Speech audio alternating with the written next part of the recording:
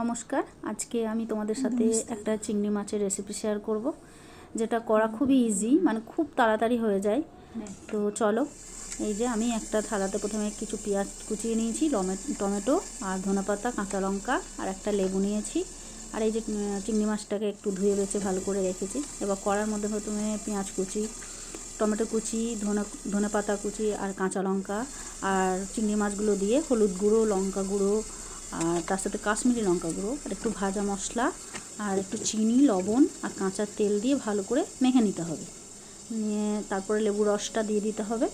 আর তারপরে সবশেষে একদম জল দিয়ে, অল্প একটু জল দিয়ে মানে ভালো করে মেখে এবার কড়াতে সিমে ওটা বসিয়ে চাপা দিয়ে রেখে দিতে হবে। 10 থেকে 15 মিনিট মতো রাখতে হবে, 10 মিনিট।